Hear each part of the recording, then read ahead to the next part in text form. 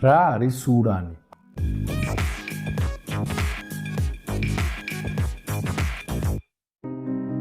გამარჯობა ინჟინერიის მოყვარულებო. ჩემი სახელია იგორ ფელიპე და დღეს ვისაუბრებთ ერთ ძალიან მნიშვნელოვან და სადაო მასალაზე. და მისი გამოყენება შეიძლება იყოს როგორც მოსახლეობის სასარგებლოდ, ასევე საზიანოდ. ეს არის ურანი.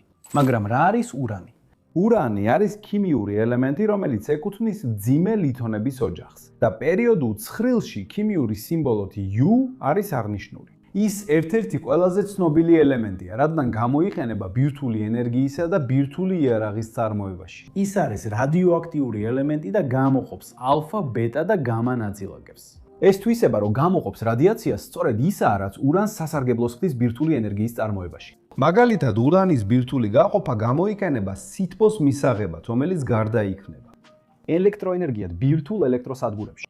ურანი ბუნებრივად გვხვდება დედამიწის ქერქში და რაც არ უნდა გასაკვირი იყოს, ის ერთ-ერთი ყველაზე გავრცელებული ელემენტია პლანეტაზე.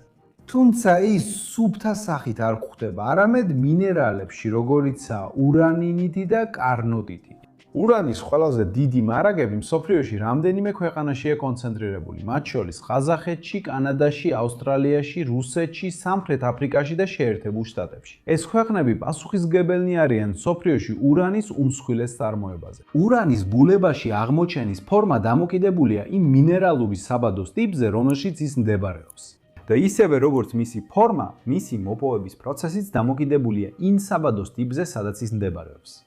არსებობს ურანის საბადოების სამი ძირითადი ტიპი: მაგარი ქანების საბადოები, ქვიშის საბადოები და დანალექი ქანების საბადოები. მაგარი ქანების საბადოები წარმოიქმნება მაშინ, როდესაც ურანი კონცენტრირდება მაგარ ქანებში, როგორიცაა გრანიტი და რიოლიტი. ეს საბადოები გვხვდება ვულკანური აქტივობის მქონე რეგიონებში და ურანის მოპოვება ამ საბადოებიდან როგორც წესი მოითხოვს მიწისქვეშა სამთო სამუშაოებს.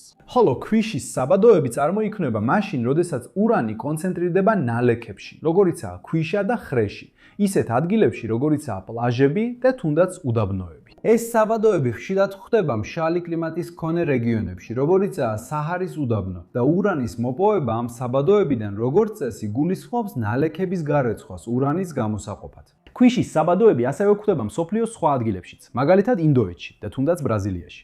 ვინც კი ოდესმე მსმენია გუარაპარის შავი ქვიშის სანაპიროზე, ესპირიტუ სანტუში, იცის, რომ შესაძლებელია ურან 233-ის წარმოება თორიუმის საშუალებით, რომელიც ამ სანაპიროზე გვხვდება.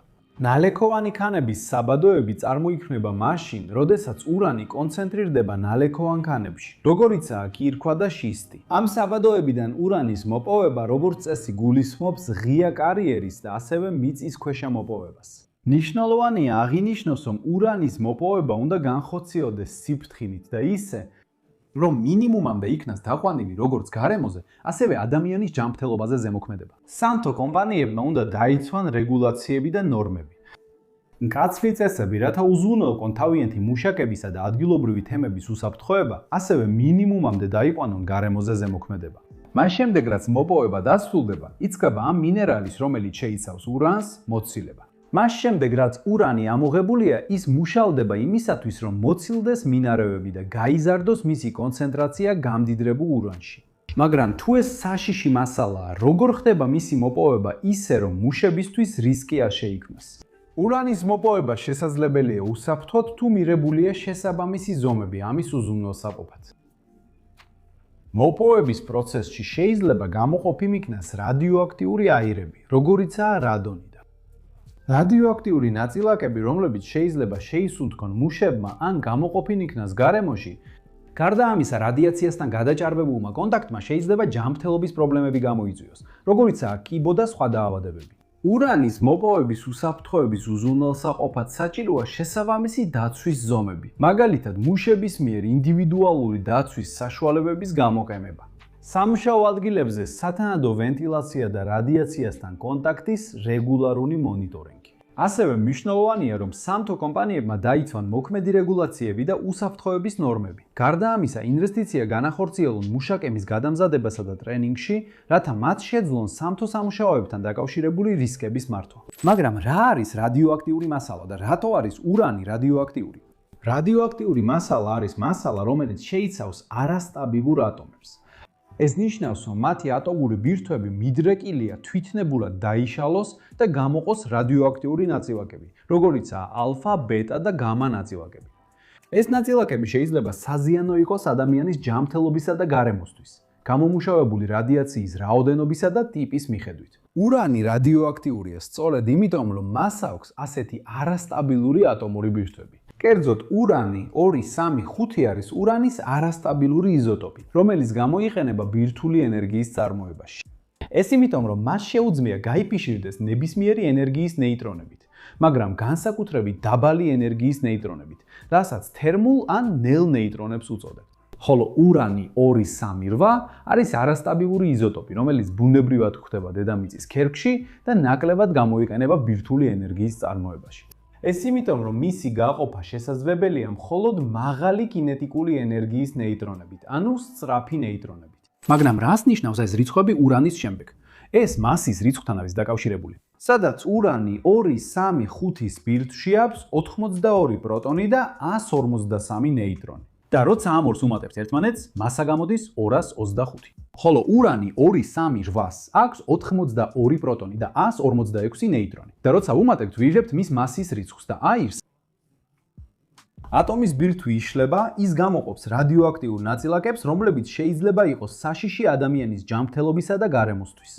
მაგალითად, ალფა ნაწილაკები შეიძლება დაბლოკოს ქაღალდის ფურცელმა, მაგრამ ბეტა და გამა ნაწილაკებს შეუძლიათ შეაღწიონ ადამიანის სხეულში და გამოიწვიონ უჯრედებისა და დნმ-ის გამოუსწორებელი დაზიანება. ამ მიზეზით მნიშვნელოვანია უსაფრთხოების შესაბამისი ზომების მიღება რადიოაქტიურ მასალებთან, მათ შორის ურანთან მუშაობისას. თუ თქვენ გიყვართ სერიალები, ძალიან გირჩევთ HBO-ს სერიალს ჩერნობილი, სადაც დეტალურად არის ახსნილი რა მოხდა ჩერნობილის ატომურ ელექტროსადგურში მომხდარი ავარიის დროს უკრაინაში და რა ზიანის მოტანა შეუძლია რადიაციას ადამიანებისთვის და იმ ადგილებისთვის, სადაც ის აღწევს. მაგრამ სად გამოიყენება ურანი? როგორც უკვე ვახსენე ვიდეოს დასაწყისში, ურანი ძირითადად გამოიყენება როგორც საწვავი ბირთვულ რეაქტორებში ელექტროენერგიის წარმოებისთვის. როდესაც ურანს ბირთვულ რეაქტორში ნეიტრონებით ბომბარდირებენ, ხდება ჯაჭვური რეაქცია, რომელიც გამოყოფს დიდ რაოდენობას თერმულ ენერგიას. ეს ენერგია შემდეგ გამოიყენება ორთქლის წარმოსაქმებლად, რომელიც ამოძრავებს ტურბინებსა და გენერატორებს ელექტროენერგიის წარმოებისთვის. ჩვენ უკვე გადავიდეთ ვიდეო, სადაც ხსნით, როგორ მუშაობს ბირთვული ელექტროსადგური და თუ დაგაინტერესებთ ამ ვიდეოს ბოლოს ბარათს დავტოვებ, რომ ნახოთ. ურანი ასევე გამოიყენება ბირთვული იარაღის წარმოებისთვის. ეს ხდება მაშინ, როდესაც ურანი 225 გამდიდრებულია მისი კონცენტრაციისთვის და გამოიყენება იგივე პრინციპი, როგორც ბირთვული გაყოფისას. მას შემდეგ, რაც მას ნეიტრონებით ბომბარდირებენ, ის იწყებს ჯაჭვურ რეაქციას, რომელიც გამოყოფს დიდ ენერგიას. გარდა ელექტროენერგიის წარმოებისა და ბირთვული ბომბების შექმნისა, ურანს აქვს მრავალი სხვა გამოყენება სხვადასხვა სფეროში, მაგალითად მედიცინაში. ბირთვული მედიცინა იყენებს ურანის რადიოიზოტოპებს, როგორც დიაგნოსტიკისთვის, ასევე დაავადებების სამკურნალოდ. მაგალითად, იგივე ურანი 225 გამოიყენება რადიოაქტიური იზოტოპების წარმოებისთვის, რომლებიც შეიძლება გამოყენებულ იქნას გამოსახულების გამოკვლევებში, როგორიცაა ტომოგრაფია და ცინტილოგრაფია. ხოლო ურანი 228 გამოიყენება კიბოსთერაპიაში, რადგან გამოყოფილი რადიაცია შეუძლია გაანადგუროს კიბოს უჯრედები. ურანიც ასევე გამოიყენება საწვავად კოსმოსური ხომალდების ზოგიერთი ტიპის ძრავებში, მაგალითად, მცირე მასშტაბის ბირთვულ რეაქტორებში. ბირთვული გაყოფის შედეგად გამოყოფილი ენერგია გამოიყენება სითხის გასაცხელებლად, რომელიც ფართოვდება და ატრიალებს ტურბინებს, რაც ქმნის მექანიკურ ენერგიას ძრავისთვის. ის ასევე გამოიყენება სხვადასხვა ინდუსტრიაში, მაგალითად, კერამიკისა და მინის წარმოებაში, სადაც გამოიყენება როგორც პიგმენტი, ფერისა და ბზინვარების ეფექტების მისაღებად. ურანი ასევე ქიმიური ელემენტია და მნიშვნელოვანია სამეცნიერო და ტექნოლოგიური კვლევებისთვის, რადგან გამოიყენება სხვადასხვა ექსპერიმენტებსა და კვლევებში. მაგალითად, ატომური ბირთვის სტრუქტურის შესასწავლად. ის შეიძლება გამოყენებული იქნას მათ შორის საღებავების წარმოებაში, ფლუორესცენტურ საღებავებში, ბირთვულ ბატარეებში და თუნდაც ცენტრალური გათბობის სისტემებში. მიუხედავად იმისა, რომ მას სხვადასხვა დანიშნულება აქვს, მნიშვნელოვანია აღინიშნოს, რომ ურანის გამოყენება მკაცრად რეგულირდება და კონტროლდება, რადგან ის ძალიან რადიოაქტიული ნივთიერებაა. იცოდით ურანის ამ ყველა გამოყენების შესახებ?